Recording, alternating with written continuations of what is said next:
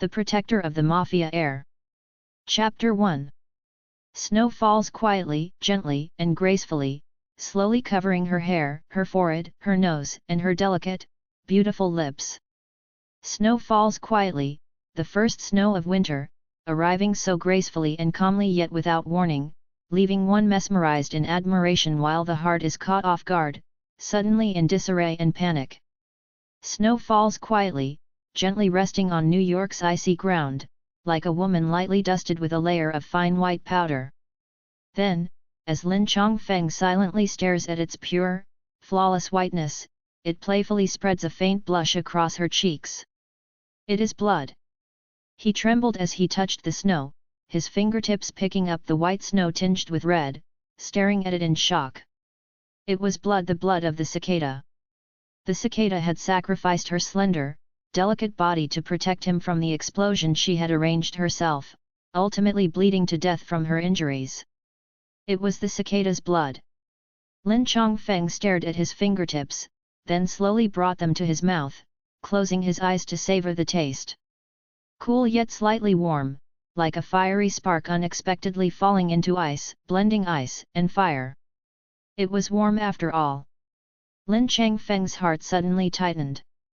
He had always thought that her blood should be like his, frozen into icy coldness, but it was still warm after all. He suddenly opened his eyes and looked at the woman in his arms. Her long, thick eyelashes had trembled upward at some point, revealing a pair of misty, starry eyes.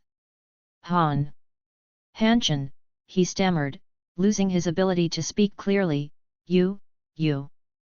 Instead, her delicate lips softly uttered the question he had wanted to ask her, are you okay?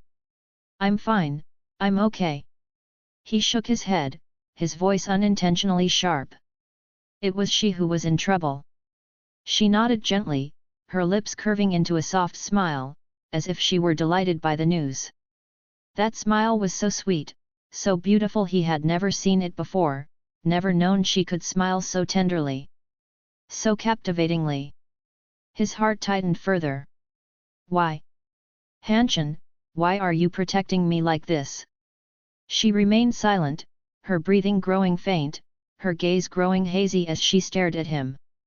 He suddenly felt panic, and his arms began to gently shake her limp body. Hanchen.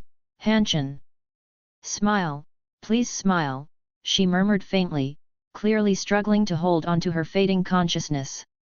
Why are you smiling? He asked sharply, a sudden surge of anger rising in his heart, unsure whether it was directed at her or himself. Why should I smile? Please. I won't smile, he snapped, clutching her gradually cooling body tightly, a sense of emptiness and helplessness washing over him. You know I never smile, and neither do you. I don't smile, because you don't smile. What? Lin Chongfeng froze, not expecting such an unexpected answer to his urgent questioning. He froze, watching the snowflakes fall quietly from the sky, stubbornly clinging to her cold, beautiful face, gently, lightly, covering her hairline and cheeks with a pale snowy makeup.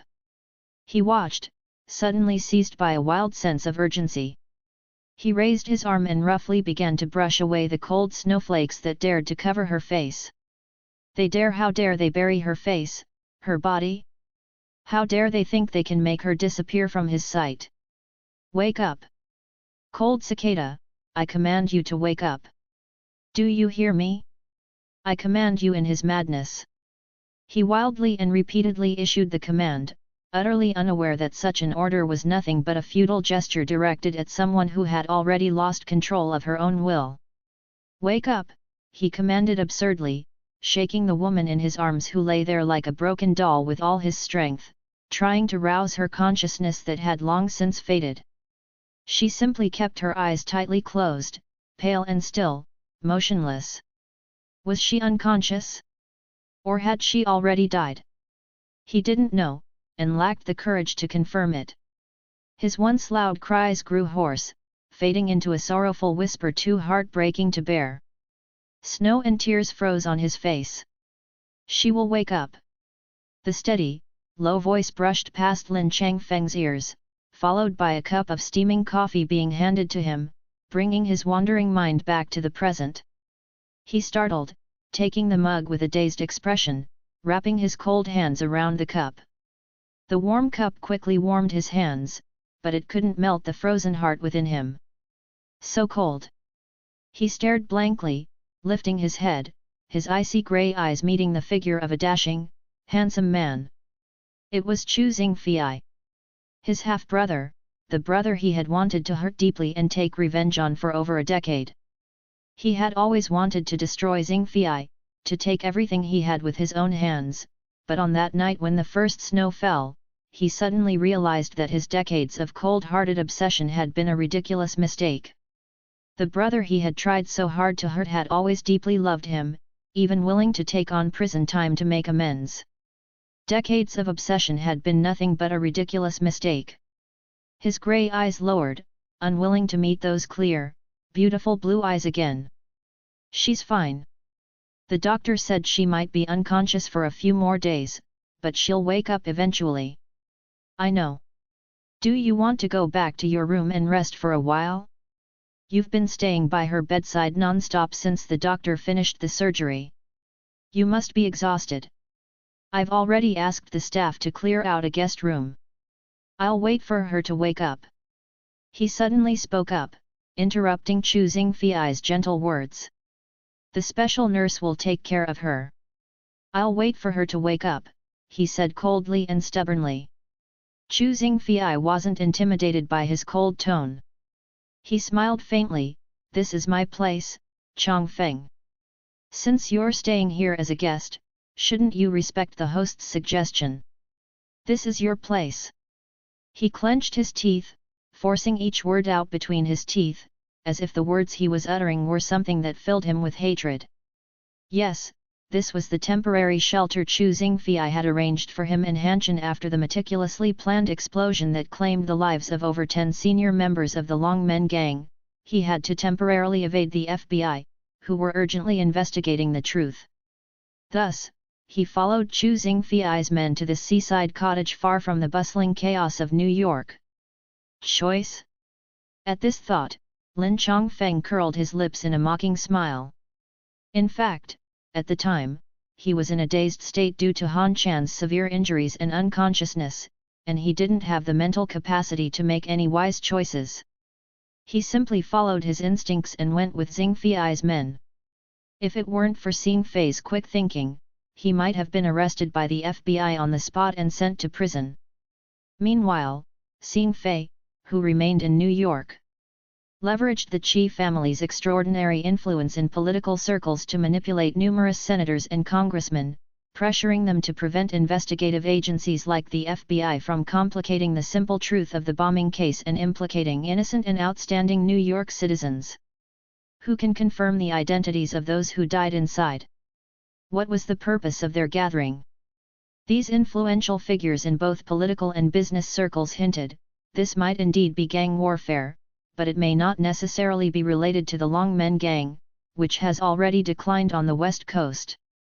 Of course, even if the explosion was indeed caused by gang warfare, it couldn't possibly be related to him, an excellent and innocent young New York entrepreneur. Thus, despite the FBI's initial suspicions that he had revived the once declining gang on the West Coast, under the detailed testimony of Xingfei and Qi Yanmei, they could only reluctantly believe that the three of them had gathered near the Chongfeng Group building that night to resolve their emotional triangle relationship and were innocently caught up in the explosion. Xingfei even demanded that the NYPD and FBI thoroughly investigate the case in his capacity as the president of the Qi Group and the fiancée of Congresswoman Sophia. "We are law-abiding New York citizens who were unjustly dragged into an explosion and nearly lost our lives. Shouldn't the government investigate who these terrorists are who dare to endanger public safety?" he declared sternly. When Lin Chongfeng watched that handsome face, skilled at putting on a show, passionately delivering such lines to a group of journalists through the TV screen, he couldn't help but snort in derision. True to form, Xingfei, his cunning younger brother, always wore that carefree, handsome face to manipulate the world. He looked up, his sharp grey eyes like those of a hawk locking onto Chu Xingfei's face, which was adorned with a faint smile, his eyes hiding a deep meaning. Even he, who prided himself on being shrewd and cold-hearted, had once been completely manipulated by this man with his innocent blue eyes.